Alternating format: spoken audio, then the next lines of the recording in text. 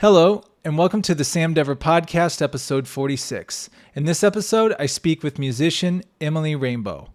Emmalee and I had connected through social media, and this was our first conversation here on the podcast, and it was great. She has a music video out called Origin right now, and I have an even deeper appreciation of it after getting to know her and getting some of the behind-the-scenes story on leading up to her creating that video. So you're definitely going to want to check it out. I'm going to put the link in the description here. Definitely check out the podcast, get to know Emmalee, and it's a really cool project and can't wait to see what she does next. The book of the episode is going to be Slaughterhouse 5. I don't know if I've done book of the episode for this, but it was right here, and I just grabbed it because it's a great book. It's by Kurt Vonnegut. You want to talk a novel that's like a movie? This one right here. It is crazy. Like, strap in. That's all I have to say. I can't even explain it to you. Just your mind's going to go a bunch of different places. His writing is brilliant. It's a classic. Again, Slaughterhouse 5. By Kurt Vonnegut, book of the episode. Without further ado, here's my conversation with Emmalee. Emmalee Rainbow, welcome to the Sam Dever Podcast. Thank you very much. Good evening. It's like the news at 9. Here we are. But no, thank you very much for coming on. This is a treat. No, thank you for having me. I'm very excited. I haven't done a podcast in a couple of years. So really, so this is I'm rusty. Wow. Well, you've been out making music, it looks like. Yeah, I've been making music. I haven't done a podcast since I've had music out. I don't think so. I've never discussed my music career. So this is a lot of pressure, not gonna lie. So wait, we're getting to debut your music career here on this podcast right now. Yeah. So you should feel very lucky. Yeah, no, I do. No, I watched, well, let's just plug it now. It's called Origin or Origins is the music video. Origins, I believe, is a lovely skincare brand. Okay. But Origin is my record. Yes. Yeah, and it's really good. I really enjoy it. I watched it, more than once. And yeah, it's a different flavor, a different vibe, but I really like it. It's something unique. I hadn't seen something really like that. And it's one of those, I don't know, I feel like the more you watch it, the more little things you pick up on. Yeah. Some meanings and messages within it. So I thought, no, it's a great job. I mean, obviously by you, but then your whole team who put that together. Yeah, thank you. I couldn't have done it without like my friends and everyone, like my sisters came to help. It was just really fun time shooting the music video. And like throughout the duration of the whole project, like from recording everything, my friends and family were there to help make it happen. So I'm proud of it. And again, thanks for the compliments on it. So tell me, what's the story behind that one? How did that start? The song, from the beginning of you writing the song to you shooting that music video. Just for the track Origin. I moved to New York from LA. I grew up in LA, and I moved to New York in January of 2021. And it was during COVID. It was winter, and I had a horrible few months. I got really sick. I was planning this virtual music festival thing all by myself, which was just a lot of stress, and I really missed home and was having a horrible time. So I started writing a song about LA, and that kind of like snowballed into being about my childhood, into being about my family and like the generations of artists that I've come from. And it just kind of, I think I wrote the bass line first for that song, and it sort of just all folded together within like a couple weeks. So it took me a while to write that song. And then I fled New York in, I think, May, and I came back home. I was like, this is not the time for me to be in New York. I just can't face it right now. And I went straight to the studio and put it down with my co-producer, Sejo Navajas, who produced a lot of my grandmother's music. She was a musician as well. And I kind of grew up in that studio. So it was really special to make this there because that is what it is all about. And then I worked with Kai Baldwin to do the music video. I did the storyboard myself over a few months. Everything was pretty drawn out. And it all took a while to, get together, which I think is a good thing about being an independent artist. You can kind of just take things in your own time. We shot the video edited it, and now it's out for everybody to see. And that's the story. How does it feel to go from that moment of you have this just idea to actually executing all of that, of what you just said, and then like you just boom, it's here? Yeah, it's not what I expected. I visualized how it would feel to have music out and have a music video out for a long, long time. And I thought it would be like this big feeling of like accomplishment and oh, my work here is done. And I feel like very protective over my work still. Like the fact that people are Mm. watching it, I still am very hesitant. I feel a need to give a warning before anyone watches it or listens to it instead of just letting it exist on its own merit.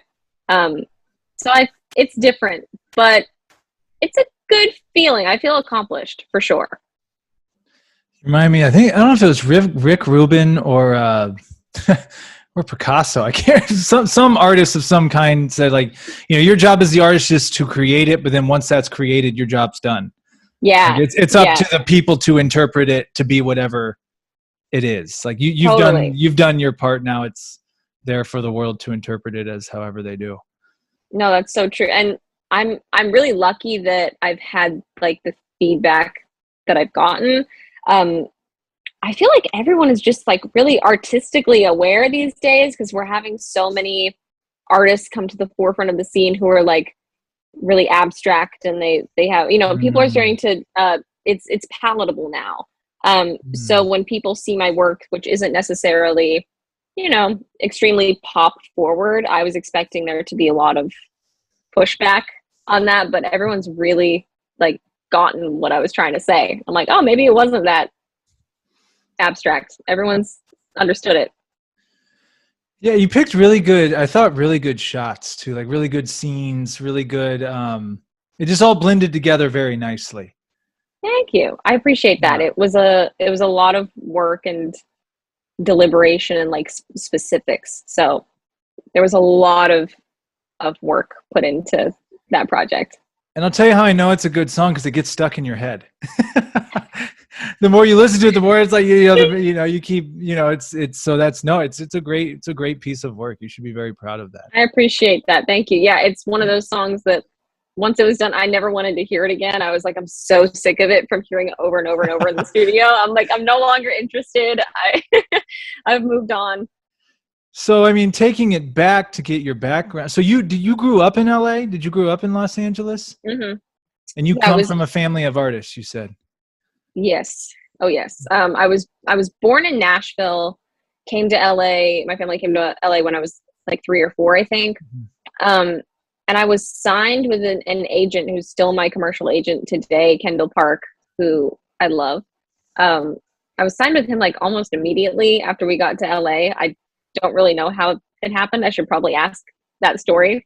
Um, and I started booking commercial work. I became union with SAG, and I just started acting. I was just a little child star. But yeah, my grandmother was a musician. She was mostly popular in Australia.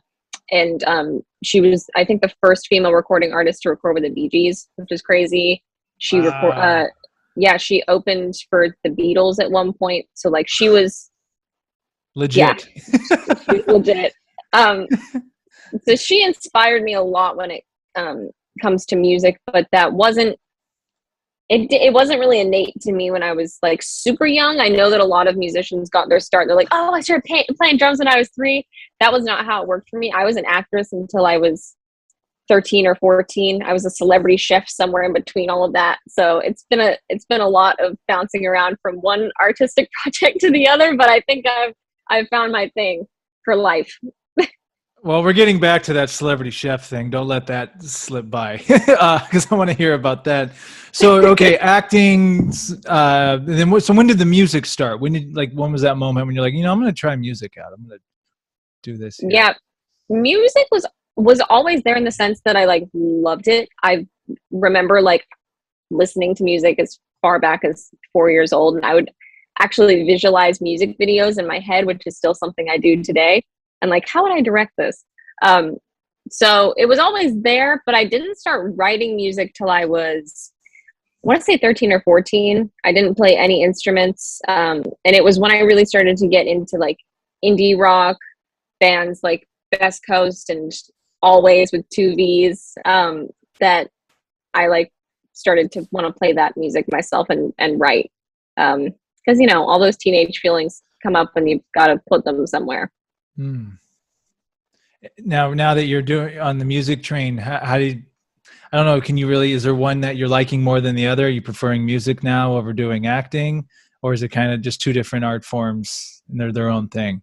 No, I love acting in like when I get to actually be doing it, but acting doesn't feel like something I can do on my own merit. I feel like I really have to rely on other people for that.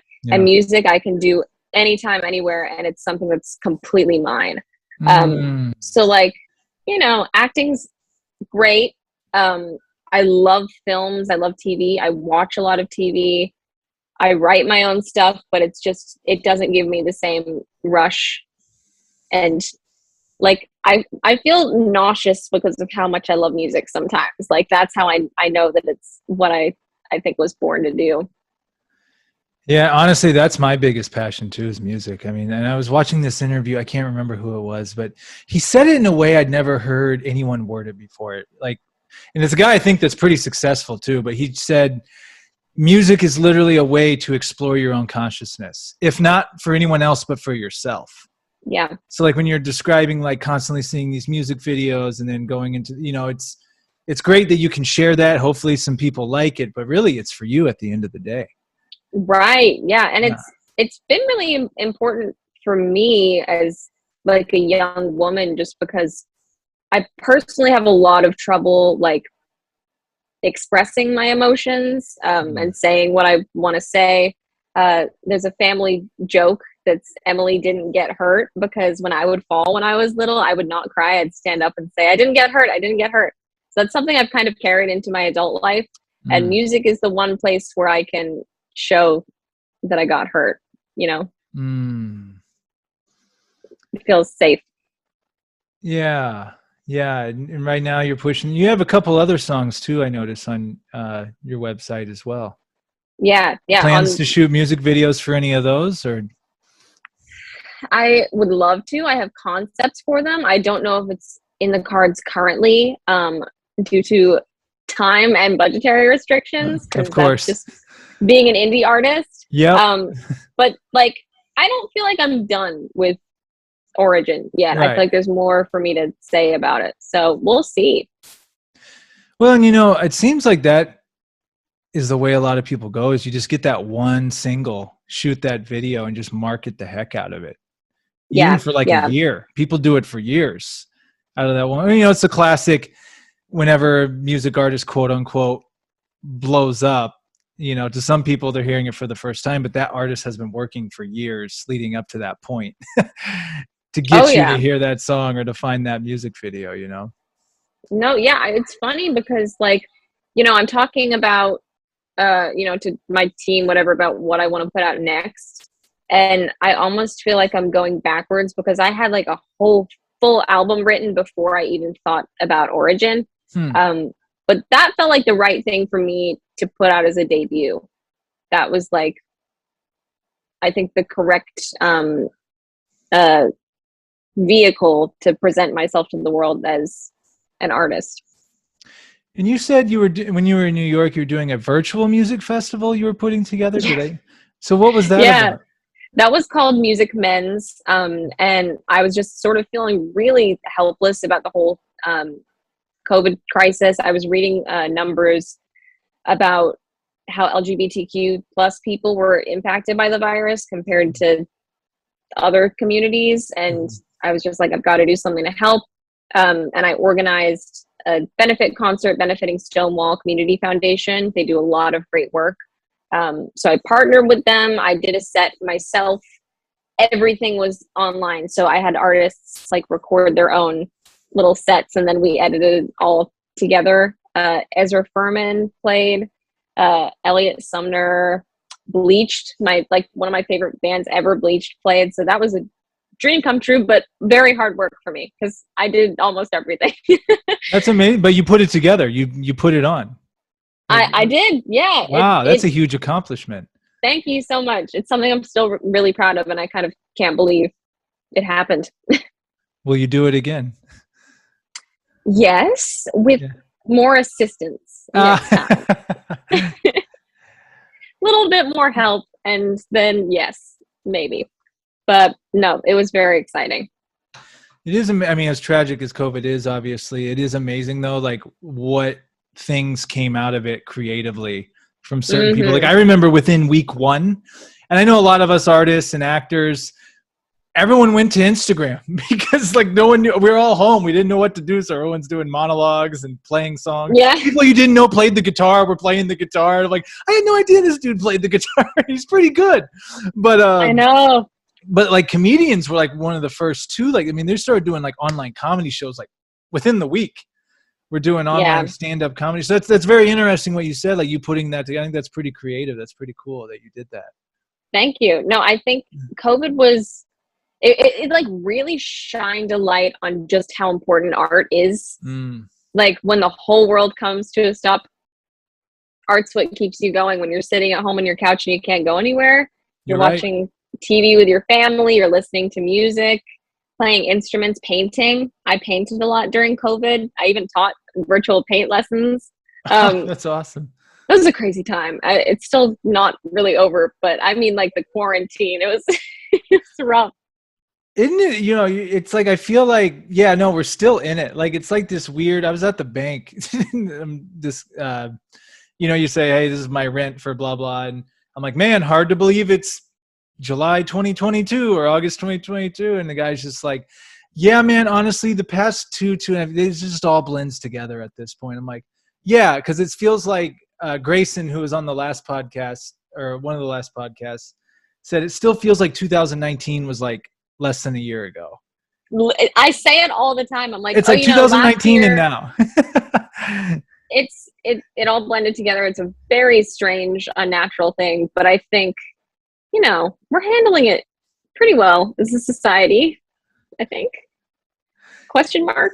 Yeah, I think it exposed a lot of weaknesses in so many different areas, but at the same time, it also exposed a lot of greatness as well. Like you're saying, like with the arts and everything, because you're right. Yeah, one of my actor friends posted that something similar. He's like, remember what you all went to during this time. You went to Netflix, you went to music, you went to all these things for an outlet during some of the lowest times. So it shows really how important art is, you know? Very true. And I'm going to have more questions about art and stuff. I want to know about this celebrity chef stuff. Tell me about that. Where do I begin? So when I was like, I want to say 6, I started really liking cooking shows. I remember I would come home from school, grab a snack, sit on the couch, and just like watch until I had to go to sleep. And I never did my homework. I was a horrible student because I just wanted to cook. My dad was a chef, and he just taught me a bunch of, you know, like the classics, scrambled eggs. Like he wasn't trying to make me into a culinary artist. He was just trying to show me how to like feed myself. And I got really obsessed with it, specifically with baking. I would watch like YouTube videos when, you know, YouTube was beginning, all those cooking tutorials and stuff. And I would just want to cook all the time. And this opportunity presented itself for a show called Man vs. Child Chef Showdown, which was a like kids cooking competition. And I was like freaking out. I was like, this has been my dream forever. I used to bring my friends over to the house and like do fake competitions with them, like Chopped and stuff like that. So I was in awe. I was stunned, and I had to do this. So I auditioned. I think I got it after just like 1 or 2 callbacks. I was just so excited. And I did 2 seasons of that, which I know you'll Google after this. And it was a good time. I still can't believe it happened. So what age are you when you're doing this? Oh, I should have established that. I think I started at 11 and we were wrapped by like 14. I did the pilot when I was 11.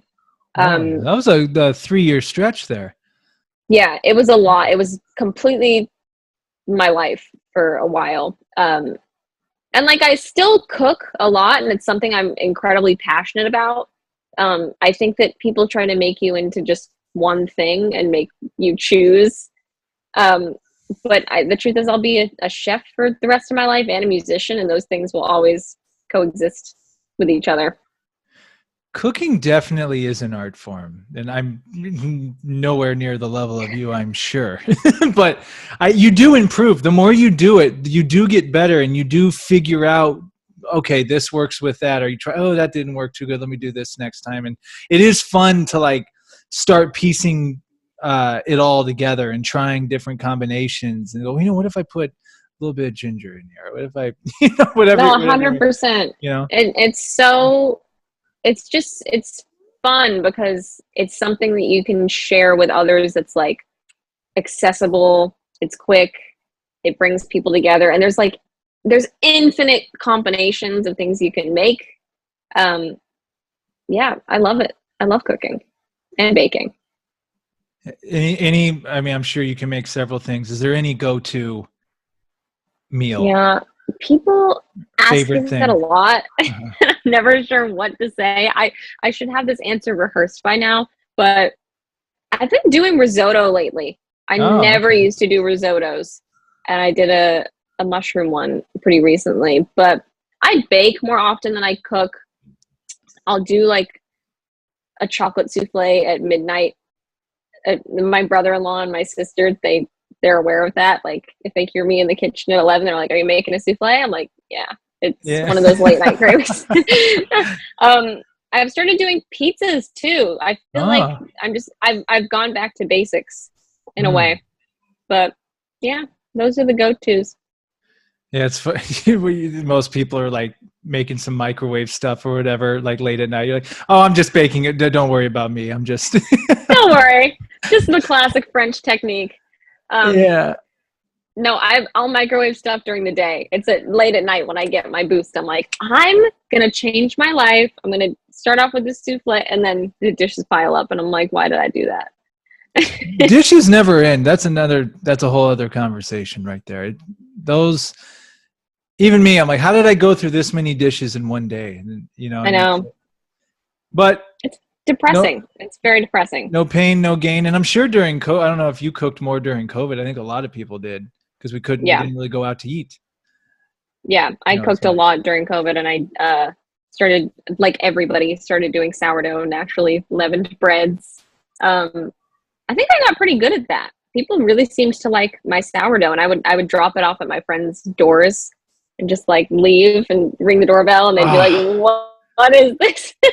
I love sourdough. Yeah, no, that's amazing. Yeah, dropping it off at the door. What type was it? The fermented sourdough? How did you make it? Like, what was the Yeah, exact? I made my own starter. So I would do like, it's really cool. You do like mixture of different flours and water, and then you'd feed it every day with flour and water, and it would like grow and bubble. Her name was Sadie, my starter, but she died when I went to New York. We had to Oh, we had to flush her down the drain because I was moving. I mean, I could have kept her, but I was trying to focus on, moving, so it didn't work out. and going off of the gram, I can see you're pretty well traveled. Did you go to Europe recently, or are those? Yes, I'm not well traveled at all. Okay. I just recently traveled, Well, it which shows you is the power of Instagram. right. People look at my Instagram, they're like, "Oh, she has a perfect life." This was my Jet first setter. Yeah. time. No, first time ever leaving the country. I'm Wow. 20. I had never been out of the country. I went with my brother and sister, and I have very crippling anxiety, especially about flying. So it was crazy that I was able to do it, but I really enjoyed it, and I'm glad I did. And the food was phenomenal. I went to Madrid. I went to Rome, Paris, and London, and it was very exciting. Very good stuff. Well, I'm envious because I was telling my girlfriend too. Like next summer, that's a trip I've been wanting to do for a very long time. Like I feel like that's one of those you have to go Oh experience yeah. that. Have you ever been to Europe? No, Oh, never you got to been. go. Everyone's in Europe right now. It's very strange, but I would say don't go during the summer because it was so hot I couldn't breathe or enjoy anything. Oh, I don't want Um, that. So when should I go? If my girlfriend and I go, when should we go? my other sister went with her now husband. I want to say February, and they were like, it was a bit chilly, but like everything was empty. There were no lines for anything in Rome. Like they really enjoyed their time there. So I'd say just go during off season. Um, it's more affordable, less crowds, less people there. Okay, so their summer is our summer then. Like it's I mean, yes, but not weather wise. huh. Like, like I no, forget what I said. No, their summer's not our summer. I don't think. I didn't take geography. Don't listen to me, but go in like February, January, What was your favorite that place out time. of everywhere when you went over there? Where was it at? Probably Rome. I was expecting it to be Mm. Paris, but Rome was just incredible. The food, oh my God, blew my socks off. I loved it. And then you went to Madrid, Spain. I heard Spain is definitely a place I want to go. I heard, like, just going off hearsay, they just said it's a different vibe. It's way more laid back. People are way more relaxed, and not like the typical American work, work, work, work Oh, all day long. it's like a different world. I was taken aback by how quiet Madrid was. Like you would sit in a restaurant and it'd be like silence and some birds, and then a car goes by, and I'm like, what's everybody doing? Um, Cigarettes are everywhere, so if that bothers you, definitely keep that in mind. Um, no, Madrid was really cool. I went there because my sister was studying Spanish. Um, so she had been there for I think like 6 weeks, and I flew in and crashed her Airbnb, and we had a fun week together. Super cool city. Yeah, and then compare to New York. See, New York's another place I haven't been, which is crazy. I should have been. Yeah, What? yeah. As soon as I Oh my moved to god. LA 4.5 years ago, and have you heard of Playhouse West acting school? No, no, Okay, so sorry. that's where I went out here, and a lot of it was a pretty big community, but I met a lot of people, and it seemed like people were splitting time between New York and LA like crazy. Like it's kind of Yeah. like peanut butter and jelly. It's like a lot of Oh people were yeah. talking about like, oh yeah, I'll be in New York next week, and oh yeah, I live in New York part time. So what's that New York experience like from your perspective? Yeah. Obviously, you lived in it during COVID. Did you ever live in it pre-COVID at Yeah. all? My family, my mom has an apartment there. Um, so we would go there. I think when I was like 14 is when it started. We would go there just like for a month or so, even less than that, just for summer break, whatever. And just visit. But I didn't live there like full time, and bring all my belongings until that January time. I'd say it's a lot closer to a European lifestyle. I was actually surprised by how similar a lot of Europe was to New York. Hmm. Um, but a very, very hustling lifestyle. Um, just restaurants everywhere, so much culture, so much diversity. I think it is the greatest city in the world, but LA is home. So I like to split between the two. Well, I guess one thing people tell me about New York, what's nice, you don't really need it. I mean, a car is really an inconvenience there, right? I mean, 'cause Yeah, you're going to walk or take transport somewhere. Where LA is kind of you need a car. You're going to right. have to have a car most places. Yeah, my aunt lives in New York and she has a car there, and it's convenient if someone's driving you and then leaves, because I don't know, I'm kind of a germaphobe. I love to be in my own space, so like to be in our own car is nice. Um, but yeah, it's not the same as here where you have to have a car to be a human being. Some of my friends still don't drive. Here in I'm LA, like, yeah, I don't get it. I don't get how what do they they're do? people. They take Ubers Right. or No, I guess Ubers, they're like friends pick them up and drive them. I'm like they don't have their license. It's shocking. yeah, because like usually when you turn, it's 16 out here, right, in California? Hmm. 16, like that's the first thing you want to do. Yeah, I got mine kind of late. I didn't get mine till I was 18, but I had my reasons.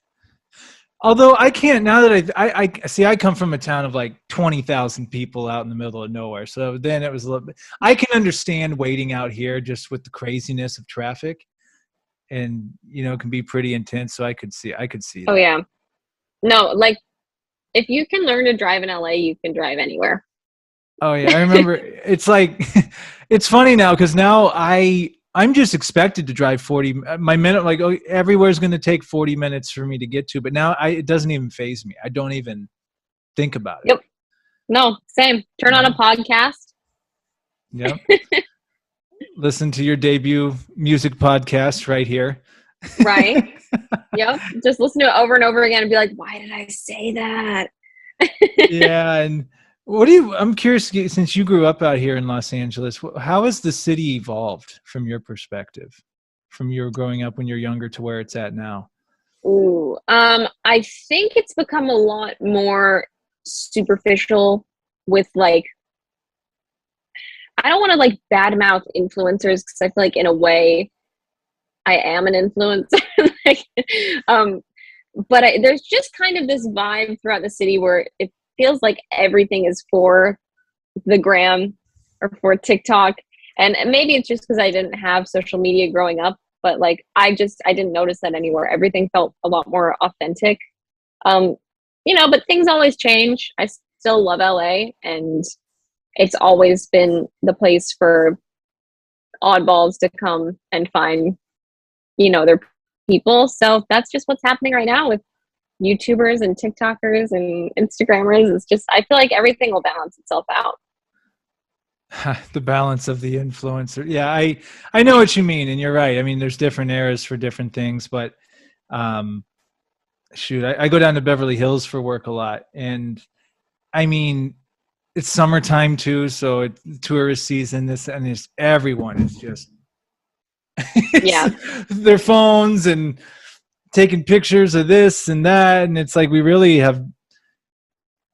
I know, like, I've been guilty of it too in the past, but I feel like we're just so be in the moment, like actually enjoy the actual moment. But I think a lot of Yeah. people just want to make it look like they had this great moment and then tell you about it on social media. I know Yeah. it's sad, and that's something I have worked really hard on to get out of the habit of, especially because I was so young handling my own social media accounts with like the cooking show and everything, for example. I just felt like I was living to be a commodity and living for Instagram photos and stuff. And like Mm. I think I've finally broken the habit. Like through all of Europe, I really didn't take a whole lot of photos. I was kind of just looking um with my eyeballs. I don't know if I've gotten lazy. I don't know what changed for me, if it's just growing up, but I care so much less about all that stuff now. And I think it shows in my social media. I put a lot less effort into it. My followers are probably like, what's her deal? Why isn't she giving us good stuff anymore? I really like what you said there. Not trying, or people are living to be a commodity. That's so true. That's so Yeah. true. Yeah, I know what you mean about Los Angeles, and I guess the stereotypical term people always use is superficial of some of it. But I mean, as an artist, I mean, I was always just drawn to this place growing up in the Midwest. Like, just this is the place you went to. Like, literally, you can Yeah. be anything you want. And what I Right. like most about LA, I was telling someone this, I like how you can come here to be what you want and absolutely no one judges anyone for it. It's like totally cool. Whatever you want to be, pursue, and do, no one thinks twice or thinks it's out of the ordinary to do. Yeah. What do you think as someone who grew up here? Yeah. I think growing up here is a very different, like, I feel like I kind of have this rose colored view of everything because I didn't have to fight for my right to create art. I was kind of plopped into it, and I was raised with the idea that this is not only okay to do, but it's actually preferable to do. It's what everyone else in your life is doing. Um, Mm. so that upbringing, I think, really affected me, and I don't know how my artistic you know, just those natural instincts I had would have come up if I hadn't grown up in this town and in the family that I grew up in. Not everyone in LA is an artist, but most of us are. Yeah, just I don't think that the town is intrinsically superficial, and I don't think that it's a bad thing that everyone is here to make it. I think that it's actually beautiful, and in its roots, like LA is just about people chasing their dreams, like whatever that may be. So I love it here, and I love the people here. I love what you just said.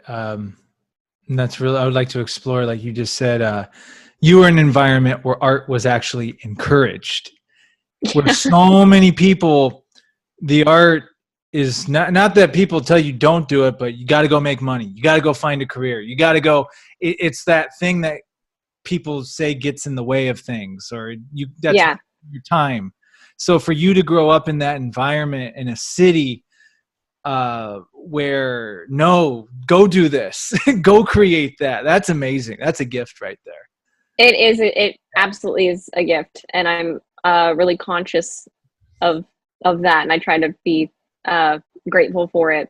But it, of course, comes with its like, you know, its bad side, like everything does, because artistic work is really hard work. Like just auditioning alone is, especially for a young person, I think it affected me very deeply on an emotional level that I wasn't aware of until very recently.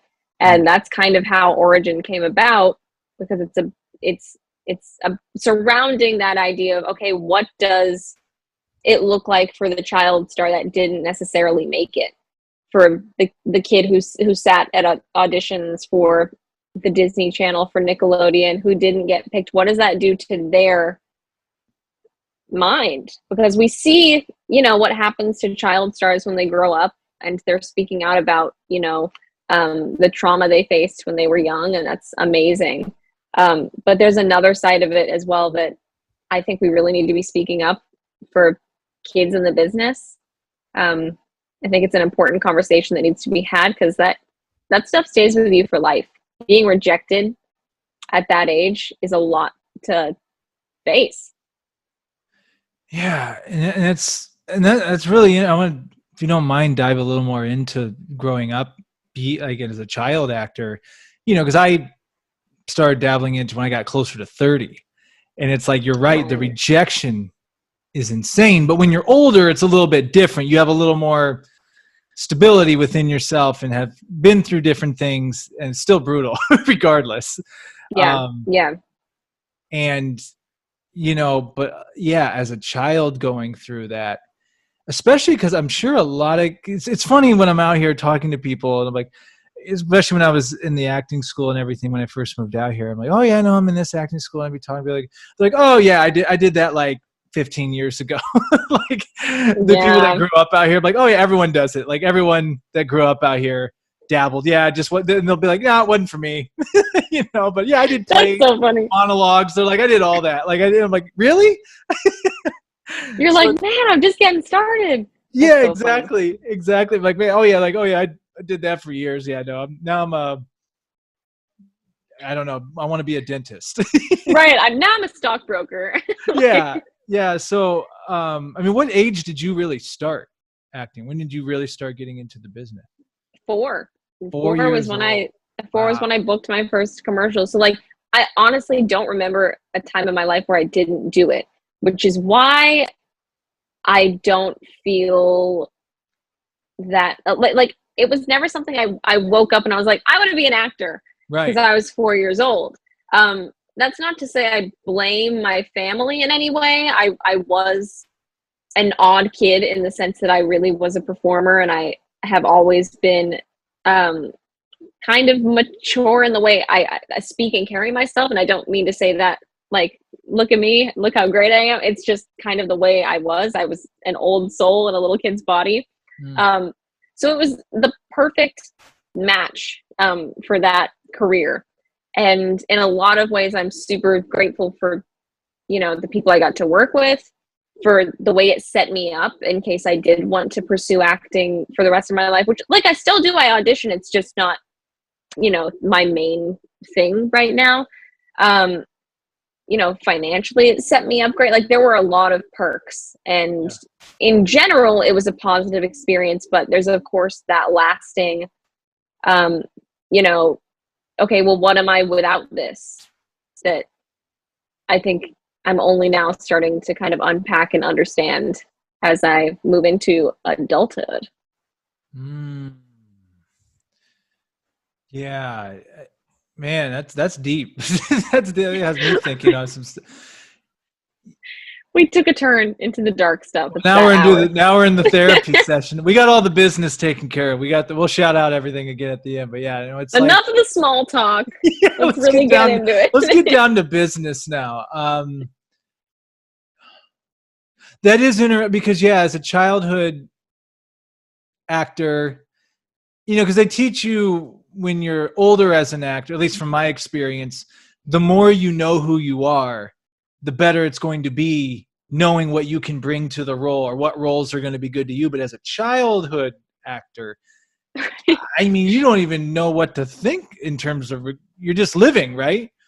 Right. That's what, like, I wasn't out there doing Shakespeare at 4. Like, I did like commercials, I was myself, which is why I think it worked, because I was not a normal kid. And I really started having trouble auditioning when I got to I think 10 or 11. There's kind of that awkward age that a lot of child actors go through, because you're kind of starting to go, oh, okay, I need to actually bring some talent to this. I'm not just cute anymore. So I started to get really in my head. I started developing a lot of anxiety. I'm, like I stated before, I think I'm a fairly anxious person. And that was just the time where I started to not have a good experience with it. So I really did not want to audition.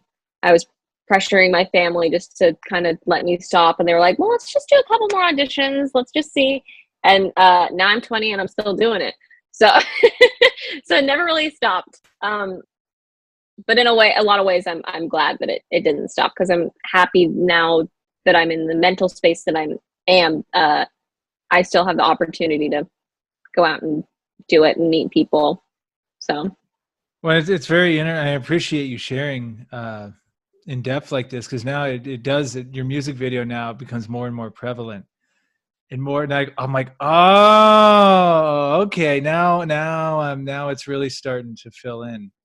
You cracked the code. Yeah, a lot of stuff in that video is just like an inside joke between, like the dog is just one big inside joke between.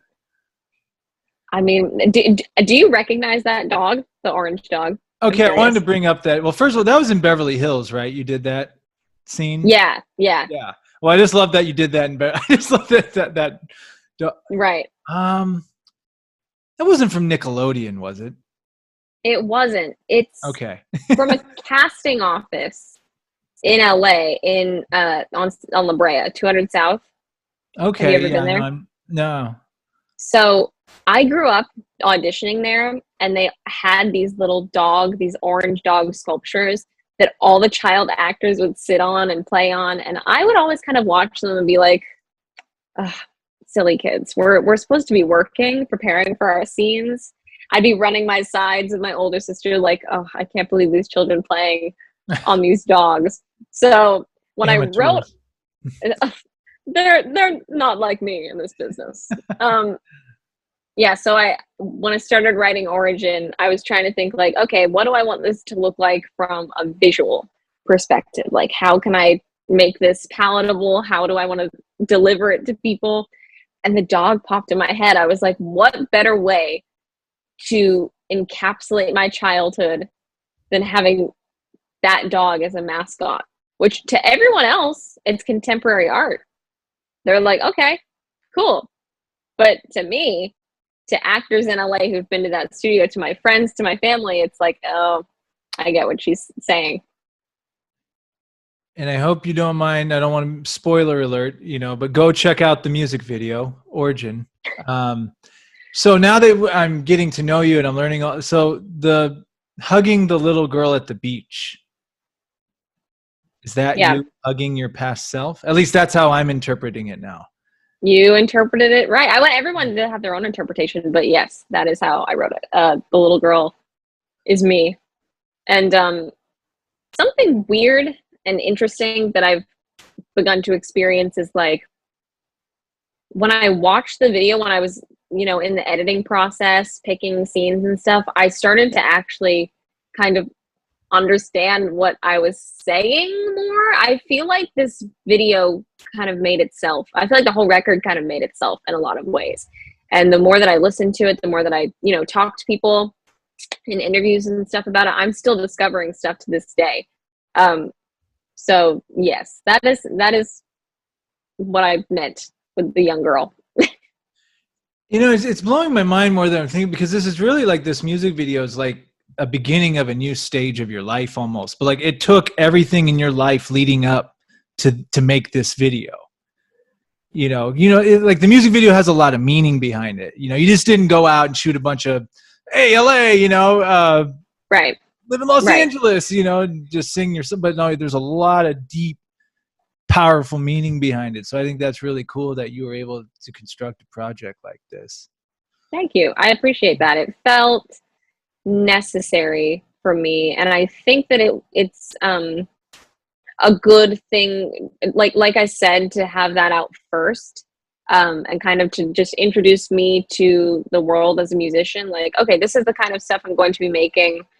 I doubt you'll ever see me, doing bubblegum pop and singing just about boys. Like, no, there's anything wrong with that. I love that. It's just not the artist that I am.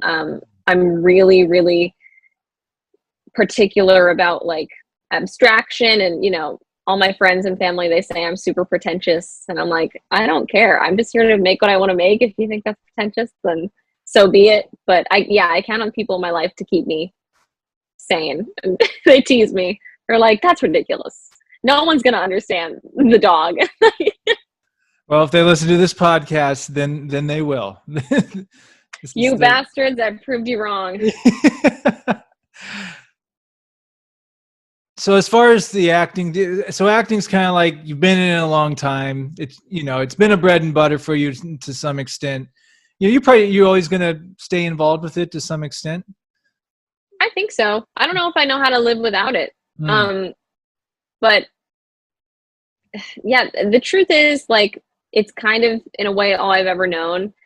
And I know that it's such a huge dream to a lot of people, but it kind of feels like my day job. Like, it feels like what I do to support myself to make music and stuff like that. So it's just this weird view I have of the whole thing. But I feel really lucky for the work that I've gotten to do. And, I'd love to get more into maybe film. I've done commercial and TV a lot my whole life, but I haven't done movies very much. So I'd like to try to do that. Well, and you want to make movies, make more? I mean, you made your music video. You directed that. Really? I did. I guess that kind of does count. You made a movie. That's really what it is. Especially that music video. That music video is a movie. Like, that you made a movie. We uncovered it. The true meaning behind it. I just wanted to make a movie this whole time. That was it. I am kind of like writing a feature with my little brother, and it started as kind of a joke, and now we're just kind of obsessed with the feeling it gives us as we uncover, like, oh my gosh, what if the story could go this way? So that's been really a fun bonding experience with him, and maybe we'll make it someday. Who knows? I'm a huge comedy fan, huge Saturday Night Live fan, like very big nerd when it comes to comedy. So, like, in that sense of acting, I don't really think of like improv and comedy as acting, I guess, but I definitely want to get into that more. It's interesting. Yeah, acting for you is just like a day job, where everyone out here is working day jobs trying to make acting their. I know, it's weird. Very. But I mean, that's the, and I say consequence not as a bad thing, but it is the consequence of, you grew up out here and got in it really early. So I mean, a lot of us moved here later in life, where you had a huge head start and you're just kind of in it. So I mean, it's not a bad position to be in. No, sorry everybody. Sorry to steal your roles. But no, I have a unique perspective for sure on the whole thing. So I'm really mindful of like, you know, how I word things and stuff like that, because I want to get it across as authentically and honestly to people as possible, like how my experience has been. So I hope I don't offend anybody when I'm like, oh yeah, you know, acting, it's nothing. Like I know it's everything to a lot of people. I was joking with my friends the other day because everyone I know is kind of an artist and child actor. Like I grew up in that network with all my school friends and stuff. We kind of had the same experiences. And I was just joking with them the other day. Like, I love how our whole friend group was a bunch of like 19 and 20-year-old has-beens. We're like, oh yeah, I had a serious regular spot back when I was 12, you know. It's been really tough booking since then. And I'm like, we're so strange. What a weird little life we've led. That's a show right there. That's a show. The group Are of you 18, gonna 19, 20-year-olds. Look, you can have it. I'm not gonna put in the time for it right now, Oh, but no. it's like, yeah, that'd be totally, yeah, I had this back in my glory days when I was 9, you know, like I had this and this Oh show. my God. No, I'm going to turn on Netflix in like 2 years time. And that's going to be on there with you on the cover. And I'm like, that bastard stole my idea. But run with it. Write me a role. And you I'll put you in it, of course. Yeah, right. So where do you, I mean, you've cooked, you've done music, you've acted, you said you were teaching painting. That's a whole other topic. Where do you draw inspiration from? Do you read books? Do you read books at all? I do read a lot of books. Okay. I listening to music constantly, especially jazz. Like my mom knows this about me. I have jazz playing in the house at all times, just in the background. So I'm constantly listening to music. I'm taking in, yes, other people's content, other people's work, to sort of mold my own. But, you know, of course, you have to be really wary about copying things, because I pretty often I'll be listening to a song, listening to music in my car, and then I'll get to my house and I'll pick up my guitar and I'll write something. I'm like, this is brilliant. Oh my God, I've just written a hit. And I realize it's the song I was listening to in the car. So that's something I've got to really be mindful of. I'll listen to a demo that I do over and over and over again. I'm like, am I sure this isn't a Dave Matthews song? Am I positive? So, yeah. So you draw inspiration from a variety of sources. Oh yeah. Movies, books, music, art as well. I love going to art museums and just kind of sitting, seeing what I feel. Yeah, you grew up in a great place for that. Yeah, I'm very lucky. I have access to so much, just so much diversity and culture in art, and also the nature in California. I get a lot of inspiration from like just going to the beach. I instantly am like, oh, I can feel the art just moving through my bloodstream. And I have a phenomenal network of friends and family who inspires me to write a lot. Like, I just feel like I'm surrounded by a lot of smart people who bring things up, you know, philosophically. And I'm like, that would be a great song. So essentially it's plagiarism. And I just listen to whatever my friends say. And I'm like, I'm going to make a song out of that. Keep talking, Joe. Yeah. What was that again? Yeah, that was a great perspective. Say it. Can you say that one more time for me? That was a good line. Yeah. Just off the record. No, I agree with you. I've said this a couple times. I consider my wealth to be my network in terms of just the friendships and conversation. I mean, really, this podcast, I just really like having these conversations. Like, I would have this conversation with you in a parking lot. Like, totally. You know what I mean? That's not creepy. It's all good. No. Well, even like I was saying, like after another thing about LA I really like is, not that you don't get this in other cities, because you can, but here I just feel like so many people are more like-minded. So to just go off the cuff and to start talking about different levels of consciousness or artistic exploration, it's like a normal conversation for some people out here. And like, you'll end up talking Yeah. for like an hour and a half. Oh yeah. Oh yeah. So, My best friend Sloan Siegel is really philosophical, and he can go really in depth with stuff. And I sometimes can have trouble opening up about those kind of things, but like he really can go deep, and it's opened my world to a lot of other stuff. So hey, Sloan, if you're listening. when it's because like I said this on a podcast a couple of times ago, like I feel like we're all on these individual journeys.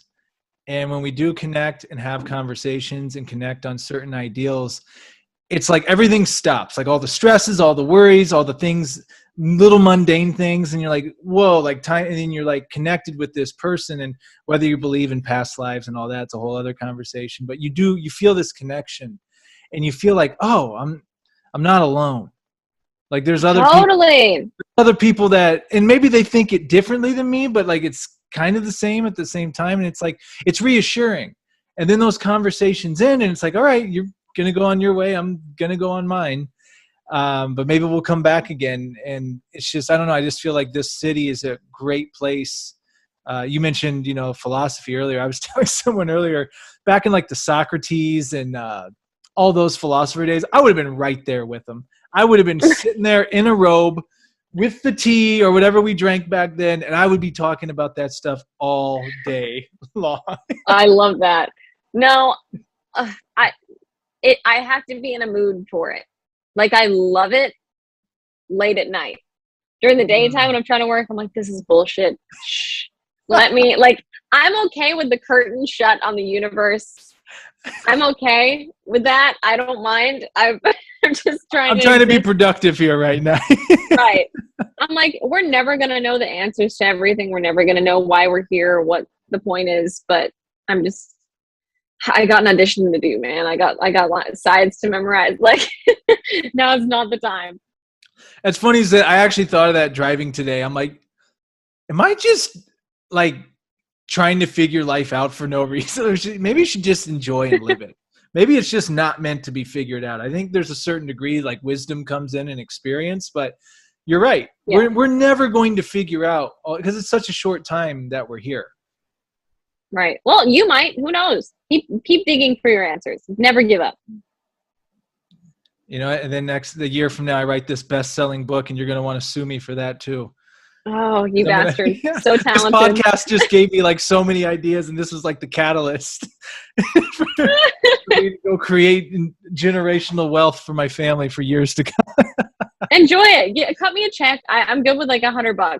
Just so I'll buy myself something nice, and you go off with it. Run.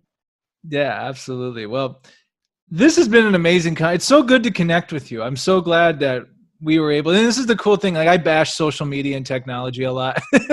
I didn't really get into it on this as much on this one, but like this is the cool part about it. Like this is the cool part of connecting, finding each other through social media, and then creating a conversation that we are going to put out there and share.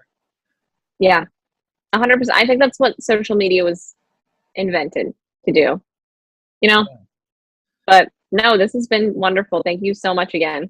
Yeah. And when I always we'll get into the last word and everything. So before we get into that, where do people need to go to find you, to listen to Origin, to any of your other music? Where's all the places people need to go to check out your stuff? Everything is linked in my website. I just redesigned it myself. So please let me know your thoughts. It's EmmaleeRainbow.com, which is spelled EMMALEE. Rainbow. And yes, Rainbow is my real middle name. I'd just like to put that out there. Not a stage name. It's one of the best middle names I've ever heard. No, thanks, man. What's your middle name? Jacob. Oh, that's way better. Way better. You win. Wait. I met this kid. His first name was 7. 7? And I was like, yes, like the number. And I was like, I can't tell if I love that or if I'm going to call you something else.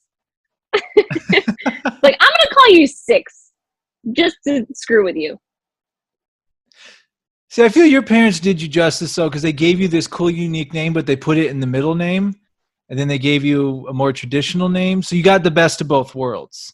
Yeah, but Emmalee is spelled really weird. So I'll never have full satisfaction ever.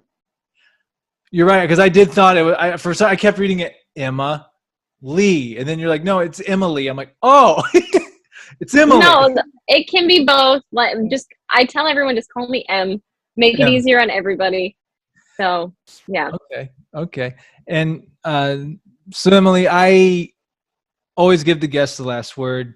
It can be as deep or as shallow as you want. It can be any absolute thought you've been having. It can be a book you read. You can literally end this with whatever you want to share. Oh, that's dangerous. Leave us with.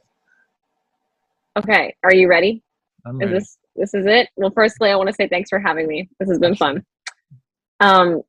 My last word would be that Martin Short is the greatest comedy performer of all time, and there will be no arguments with that.